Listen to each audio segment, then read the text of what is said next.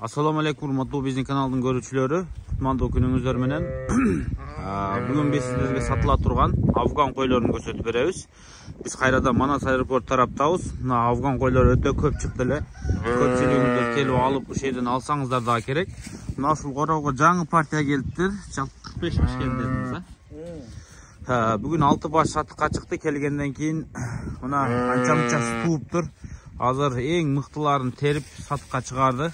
Мыктылары дегенде бооздору, мына вот жакында туйт дегендери. Мен азыр ары бери айдап көрсөм. Булар привозной.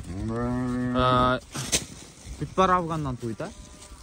Азыр желиндерин көрсөтүп коем. Мына оң жактагыларды караңыздар. Мына мыналар аз күндө туйт экен. Тетиги койдук.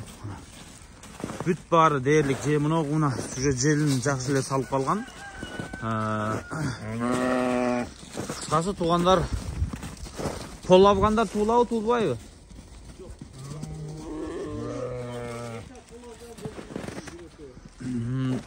Şu 6 баш койдун ичинен экөөсү Арашандан качкан болушу мүмкүн дейт.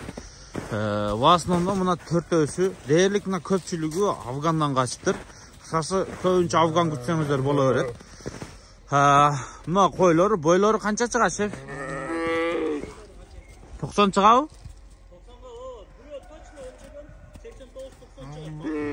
Кайсысы? Бирөөсү 89-90 чыгат дейт. Точно өлчөгөмүн дейт. Кайсы? Мына болбу? Ушулбу? Ошо кой 89 өлчөгөмүн да. Ошо койду 89 өлчөптүр. Эми кичинекей койлор эмес, бойлору жакшы. Бооз, желиндери мына экөөсү туйын деп калыптыр. Калгандары да жакын арада туйт экен. Тиштери бирөөсү 8 тиш экен. В основном 6 тиш. 8 тиш да чыгып калышы мүмкүн. Афганистандан эми булар билесиздер, жаш койлор келбейт баары бир. Жаш топту, жаш козу келбейт талдактан. Кой келет талдактан. Коз алып келген невыгодно, ошон үчүн только Афганистандан кой келет. Анан жашын сурай бергендер жанакы карап көрөсүздөр. Bir baş alsanızlar жақында 2 baş болот.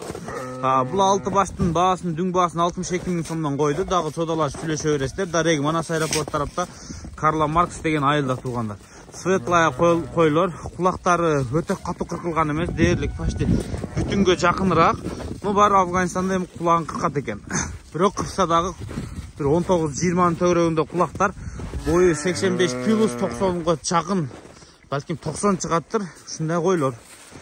Жакшыларын терип чыгарды, алам десеңиздер, мына азыр алып туудуруп көбөйтөм десеңиздер, мына туйын деген койлорду көрүңүздөр. Мисалы мына койдун чоңдугуна карап коюңуздар. Ары жакта койдун чоңдугу көрдүңүздөр, бүт баары туйын деп турат.